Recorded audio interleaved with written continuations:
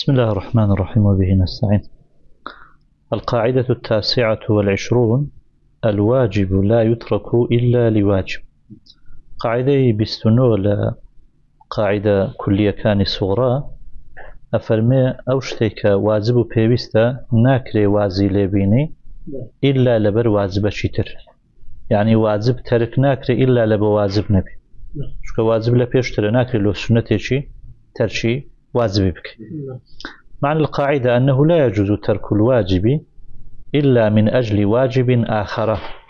إذا شرع في محل واحد. يعني درسنية تو واز لواجب يكبيني مگر لبر خاطري واجب شيدي اگر هر دوچيان مشروع بون ليك شوي ليك زيغا اكري واز لواجب شي بيني لبو واجب شي بلام لواجب واجبيني لبو سنة لبو غير واجب أميان نابي. ويعبر عن هذه القاعدة بلفظ ما لا بد منه لا يترك إلا لما لا بد منه. هلو قاعدة با دارشني ديكا شيء هر همان مفهومة ما لا بد منه، يعني أوشتيك بيوست إلا بكي لا يترك وازي لناهني إلا لما إلا لبرشتيك نبيك لا بد منه أوش بيوست كواتا شتيك بيوست نابي ترك بك إلا لبوويك بيوست. هل همان الواجب لا يترك إلا لواجب أدرك. أمثلة القاعدة بين مثال تطبيقك: يجوز للمصلي عند فقد اللباس ستر بعض عورته بيده في السجود. إنسان كنوجه كمصلي نوشوينه درست اگر هاتو لباسي نبو عورتي خوي دا پوشید هندێک لە عورەتی خۆی لە کاتی سوزدەیە بەدەستی خۆی دا بپۆشید، لە کاتی سوزدەیە بەدەستی خۆی دا پۆشید. طبعا لێرە دوو واجبمان هەیە، واجبێک سەتری عورەیە،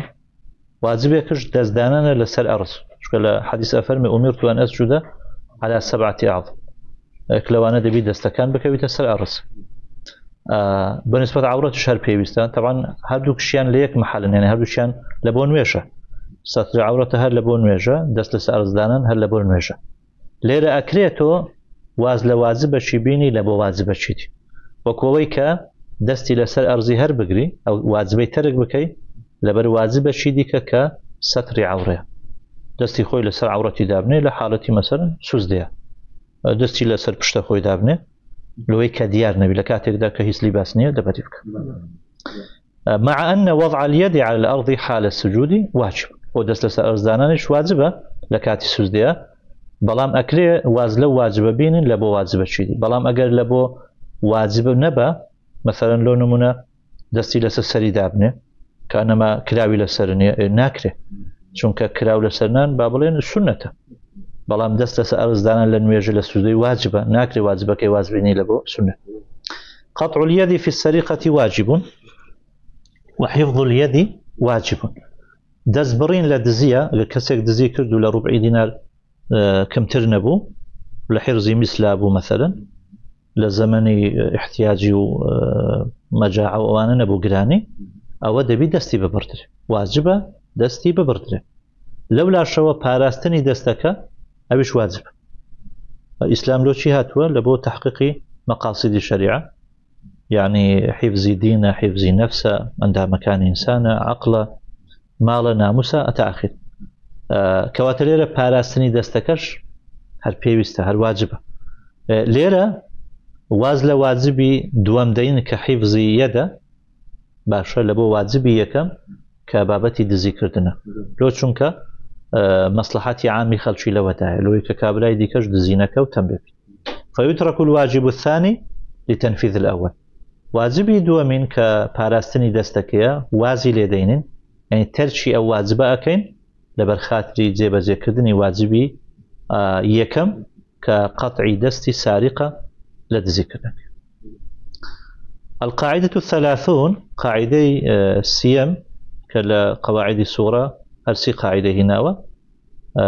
أفرمي: إذا اجتمع أمران من جنس واحد ولم يختلف مقصودهما دخل أحدهما في الآخر غالب. أجر دوشت كوبونوا هر دوشيان ليك جنس ورقزبون ومقصدي هردو كشيان يكبو يعني اختلاف نبو لمقصد غاية أو دوشتا يكشيان داخلنا أو يتر أبي بزوري واحد يعني أجر يكشي أنزام بدي وبر أويدش أكبي راست خوي دوشتن فلا مادام ليك جنسن مقصدي هردوشيان هر يكشي أنزام بدي أويدشت لو بر أكبي بتابتي بنية يعني كنيتي دين. معنى القاعدة إذا اجتمع أمران متعددان من جنس الواحد أجر دوشت كوبو نوا ليك جنسة يعني متعدد ونك هر يكشدبو وكان المقصود منهما واحدا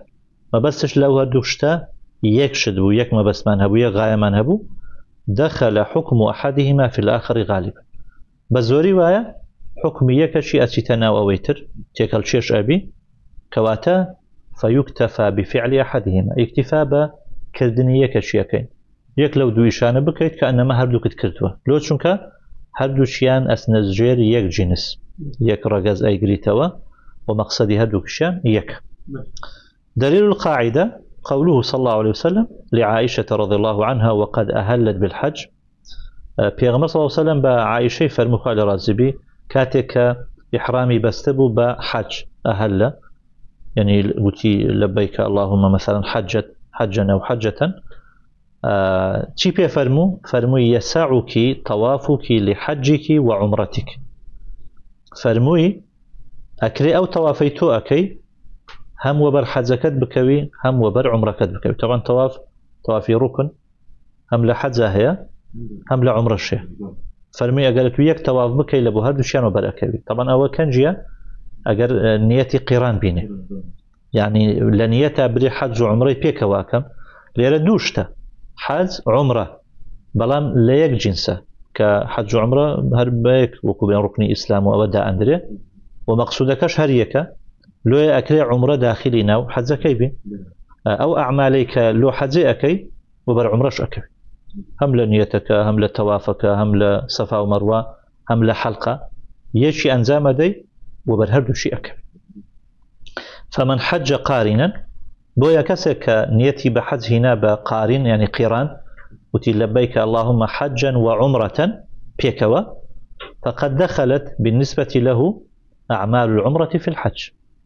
همو عمل كان حج يعني ويك ركنا ويك واجب لعمرها همو يأتيتناو حج چونك هردو شيان ليك جنس وفرق نية لبين طواف حج ولا بين طواف عمره ونيا فرق نية لبين صفا ومروة لو حج يان لبو عمره حلقك كواتا مادام هردو شيان وشي يكدينا يكشي بكي او يديكش داخلي ناو او اكي. امثلة القاعدة عندك نمونة بيننا وبيزغلو مثالي لو دخل شخص المسجد وصلى الفرض دخل تحية المسجد اتوشي ناو مزقوته تماشاك امام دستي بنوجه كرديا طبعا تحية المسجد شمان هي ليرة مادام تحية المسجد نويجة فرزكش هر نويجة أعماله كرده وكاني هر وشي يكدية باشا مقصودكش هر يكشتا قفتوقوه لقر خواه سبحانه وتعالى بونا منا مثلا كواتا أو تحية المسجد أتيتنا ونويجة فرزك خيري أو شد فيك يان مثلا دستونيش هلقرتيا أتيا مزقوتي سنتي بيش نويجة هي هەرسێک سونەتەکان ئەتوانی بە یەک نیەت یەک سونەت بکەی و خێری هەرسێکت ئەگات ئەوە لە دووش زیاترن بوونە سێ. إذا اجتمع غسل جمعة وعيد كفى غسل واحد بنية غسل الجمعة كابرا مثلا دو غسل كو أبيتوا هردو شيان بو نمونە سنة إي جمعي إي جيجنة يعني روجات جمعي أو جيجنش تصادفية كاتن تيكاتوا آية دوزا خو بشوا نا مادام يك جنس هر غسلة أعمال شتكاني هم يوشيك ديا يك زار خو أشوي هم وبر جمعي أكوي وهم وبر جيجنكش أكوي كفى غسل واحد بنية غسل الجمعة أكري بس بنية جمعي بيني يجيجنكش أسي تناوي أشكري نيتي هردو شيان بيني إذا اجتمع حدث وجنابة كفى غسل واحد أجر كسك بيدستون يجبو جنابة شي لسر واجبو طبعا بيدستون يجي أسي تناو غسلك چونکە لە غوسلا هەموو ئەندامەکانی دەستونێژی ئەشۆی دوموچاوە باسکە مەسەلەن مەسحی سەریە پێیە وان هەمووی ئەچیتە ناو غوسلەکە کەواتە کە نیەتی جەنابەی هینایە و خۆی شوشتیە دەستونێژەکەش هەڵەگیرێ بۆ مەرجێ تەبان دەستی وە عەورەتی نەکەوێت. لو شرب شخص الخمر مرارا كفاه حد واحد اگر كسك تنزارك بيري خوارد بوا طبعا بو مرزي يعني حد لي زي بزينه كلاب جاري دوم زاري سيم دو الى اخره چ اشكرا بو چ بخوي چوغوتيا من بيرم خوارد توا چن حد لي دركره يكثر چونکە خواردنەوەکان هەمووی وشیەک دیە هەمووی بە یەک حیسابەکرێ و ئەچیتە ناو یەکتر و یەکجار حەدی لێ دەرەکرێت بخلاف ما لو زنا وسرق فعليه وسرق فعليه حدان بەڵام ئەگەر زینای کرد و دزی کرد ئەوە دوو حەدی لەسەر لۆ چونکە زینا لەگەل سەریقە یەک جنس نیە هەر یەکە و لە جنسێکە ئەوە داخلی ناو یەکدی نابێت